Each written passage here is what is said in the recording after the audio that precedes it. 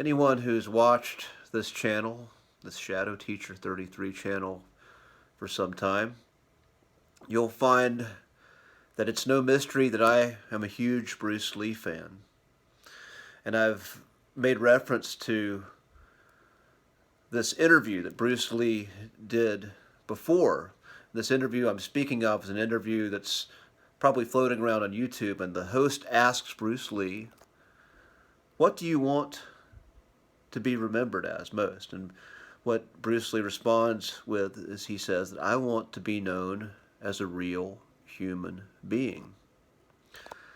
And what Bruce Lee is pointing at, the finger pointing to the moon, pointing to all the heavenly glory, the heavenly glory of being a real human being is a real, authentic, genuinely expressive human being. A human being that is pure and authentic in their expression in this human form. And all of Bruce Lee's systems, all of his philosophies point to a stripping away what is superficial, a stripping away of what is inauthentic, a stripping away of what is superfluous to get to what's real, to get to what's real, to get to what's potent, to get to what is authentic, and to show up in everything you do in life as that real, authentic expression. And this I find to be in contrast to the grind culture that's gotten so popular in the last few years.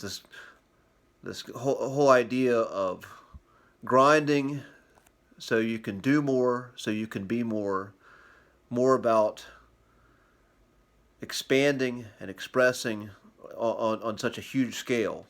And again, the paradox is Bruce Lee also had this in him as well.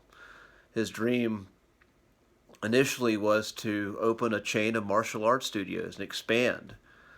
And when he got back into film acting, he wrote his chief executive aim, this concept that comes from Napoleon Hill, Think and Grow Rich, which is writing your chief executive aim, what you're aiming for in life and what you're willing to give in return. Bruce Lee wrote his as being the highest paid Asian actor in the world, and what he was going to give in return was the most exciting performances, which he delivered on that. That's a key manifestation of someone who had the belief and had the skills and aimed for something and attained that. So there's a little bit of a paradox, it seems, in what drove Bruce Lee. There was this one side of an authentic expression, and the other side is what you see on the grind culture, to do more, be more, expand. And humans are complex beings, but ultimately the pure driving force of someone like Bruce Lee was that authenticity, was that authentic expression, to be seen. Whole idea of a human soul, a need of the human soul, is to be seen and valued for who they are. And he was at a time trying to make it in the film industry, trying to make it as a leading man, where he was looked at as less than in the West because he was of Chinese heritage. He didn't look like the leading men that they wanted at the time, Steve McQueen. And even though he had some unique things to offer, the powers that be did not want to see him as a leading man, didn't see him in that role. But his soul knew he had something more to offer. And that was the drive that drove so much of that spirit, the fire of the dragon, in his short life on earth. And many of us who have been caught up in that grind culture, have been caught up in always trying to do more, to be more, feeling like you're not enough. Do you ever ask where that comes from? Why is that? Why do you feel the need to go out and do more. And if you're someone who is coming from that place of desiring to be seen, who feels unseen, who is not content on how the world is receiving the offering of how they're showing up, you have to ask, is this grinding away? If this following and doing so much of what I'm expected to do, more content, more, continuous growth, is this enhancing how I'm showing up? Am I showing up with more potency? Am I showing up more authentically? Am I showing up as more, or I should say, am I showing up as the truth of who I am?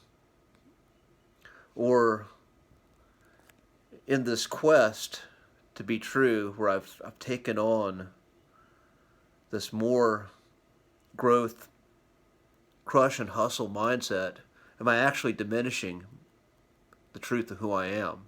Am I showing up as less?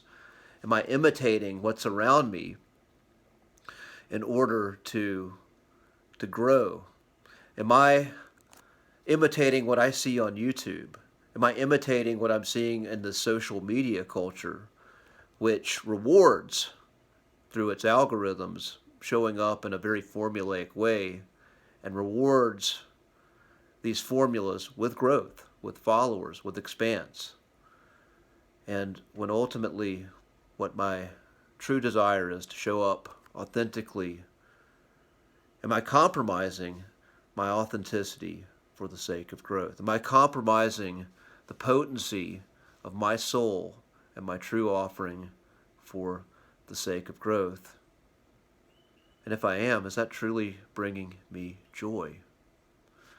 So these are hard questions that many people do not answer. Many people just get caught up in what they're told to be, what they're told to do, what's expected of them, and the tragedy of it all. Someone who simply wants to show up as who they were always meant to be, as who they truly are, is falling for yet another trap of the matrix, another lie, another deception, another trick to siphon your energy, to keep you always chasing, always searching, always craving, always a slave to desire, but yet always finding yourself unfulfilled, always finding yourself an addict, always finding yourself diminished, no matter how many likes, how much attention you're getting, how much expanse, how much growth you find yourself achieving. So, at the end of the day, how's that working out for you? I'm going to leave you with that. How's that working out for you? I am Jason Abraham, the Shadow Teacher 33. I'll see you on the other side.